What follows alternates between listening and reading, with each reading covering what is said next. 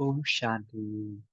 Good morning, Namaste, and a very warm welcome to today's spiritual discussion. हार और जीत हमारे जीवन का हिस्सा है, लेकिन फिर भी देखने में आता है कि कभी-कभी लाइफ में बहुत ज़्यादा हार का सामना हमें करना पड़ता है।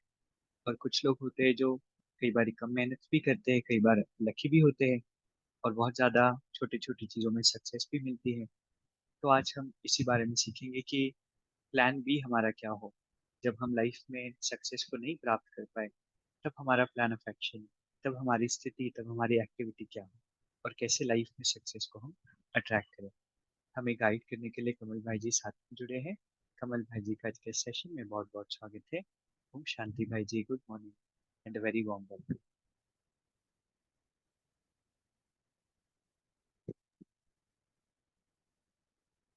Om Shanti. Good morning, everyone. Thank you so much. भाई जी, जैसे कहा जाता है कि सक्सेस के लिए तो हम सभी के पास प्लान होता है कि अगर कोई एग्जाम हम क्लियर हो गए, ये चीज़ हम कर पाए, उस चीज़ के लिए तो प्लान होता है। लेकिन जब लाइफ में फेलियर होते हैं तब हम प्लानिंग से नहीं चलते कि चलो इसका अगर कुछ और आउटकम होगा तो क्या हम दूसरे ऑप्शंस एक्सप्लोर करेंगे। तो कैसे हम लाइफ में हार और जीत के खेल को बैलेंस करना सीखें और कैसे सक्सेस को जीवन में अट्रैक्ट करें।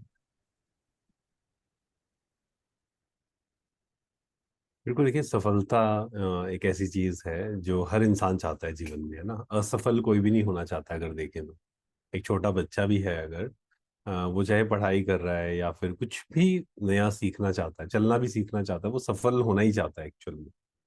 और सबसे बड़ा जो डर है आज दुनिया में, फियर ऑफ फेलियर, है ना, बहुत बड़ा डर है एक्चुअल में देखे तो।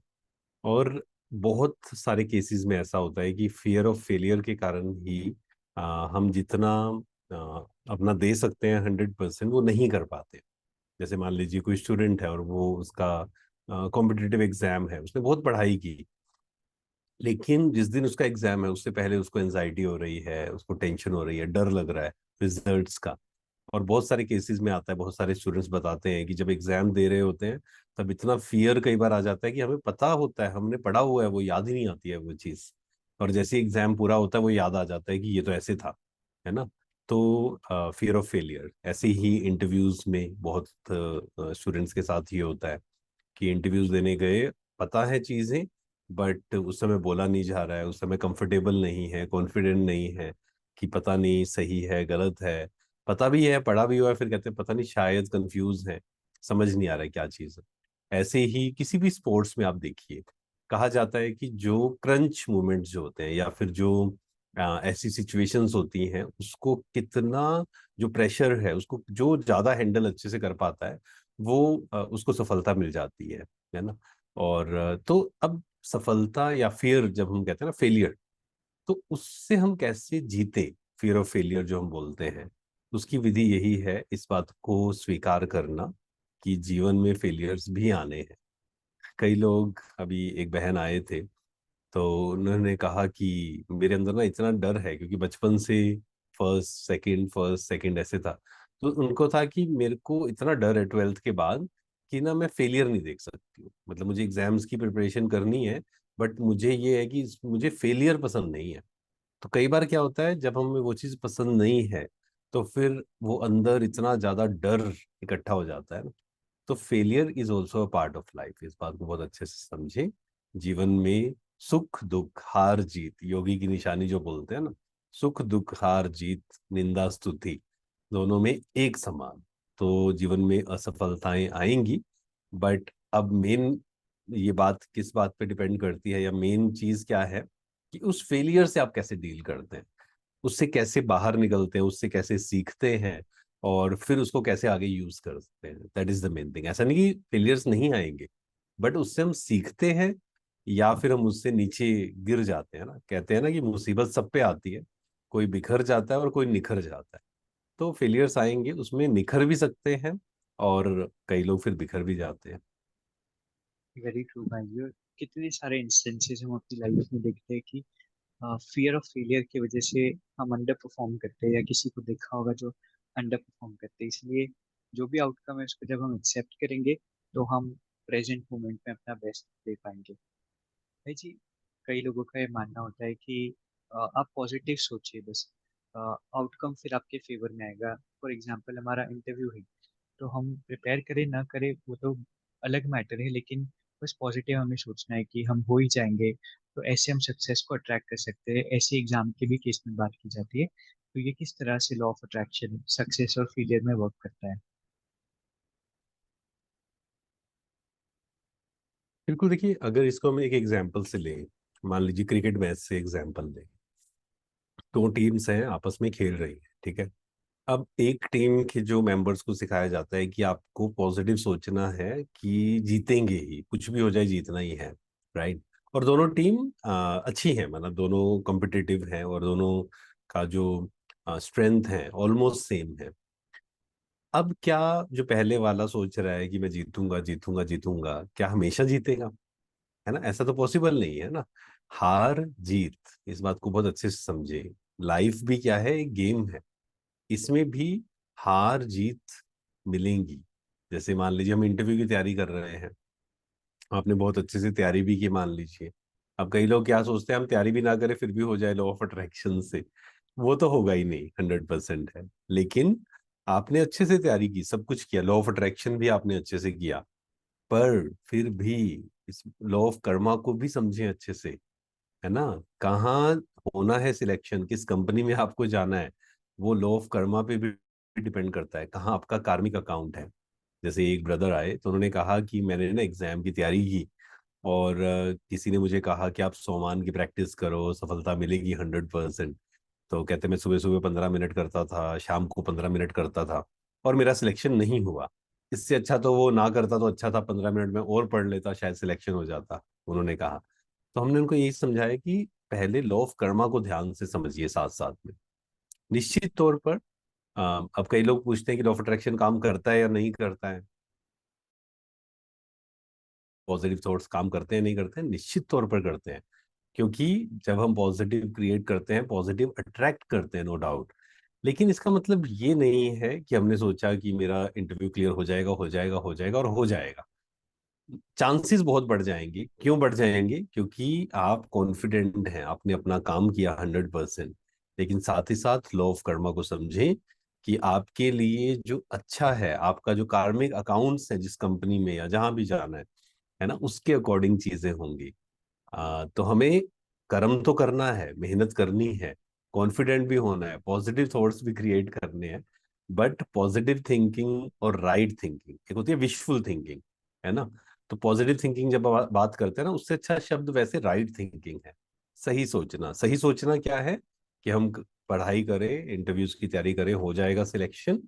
और अगर नहीं भी होगा, मान लीजिए हमने अपना 100% दिया ना, नहीं भी होगा, तो भी this is not the end of life. और बहुत सारी और अपॉर्चुनिटीज आनी है।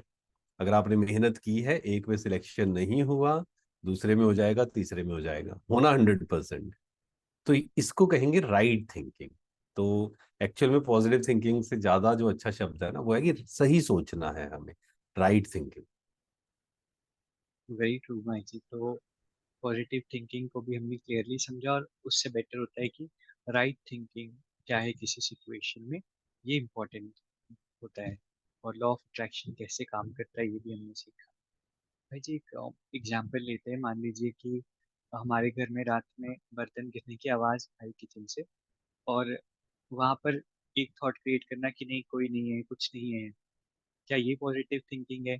या उस सिचुएशन में किस तरह के हमें थॉट क्रिएट करना चाहिए जिसे हम राइट थिंकिंग कहेंगे। देखो, देखिए कई लोग होंगे, मतलब पहला जो रिस्पॉन्स होगा ना 95% लोगों का या 90% लोगों का, वो क्या होगा, फियर का।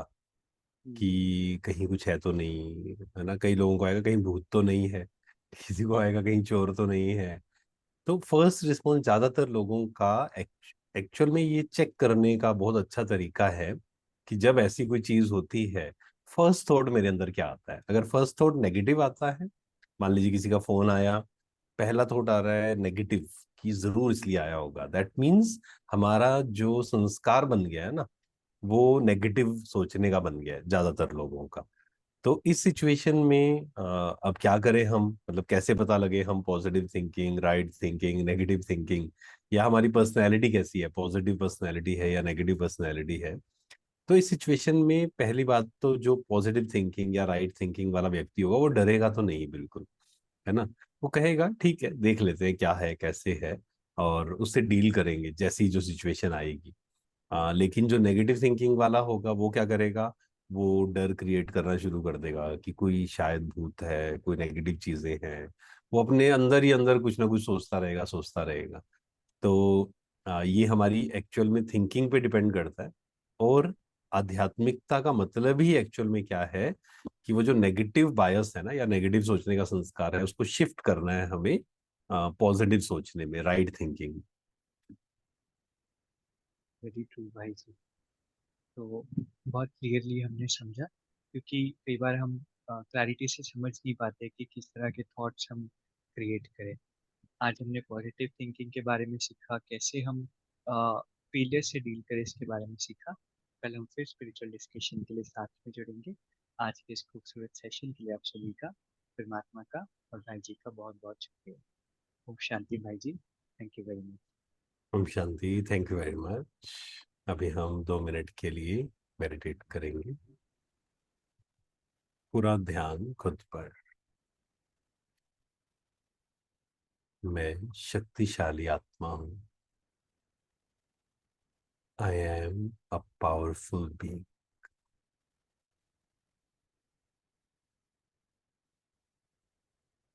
मेरे अंदर कोई डर नहीं, कोई चिंता नहीं। मुझे केवल अपने कर्मों पे ध्यान देना, अपने संकल्प, बोल और कर्म,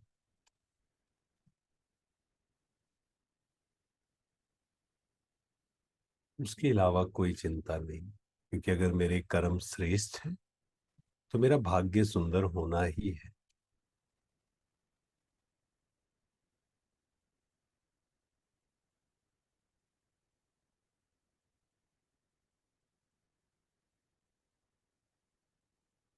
मैं भरपूर आत्मा हूँ, संतुष्ट मणि। ओम शांति। शुक्रिया, शुक्रिया।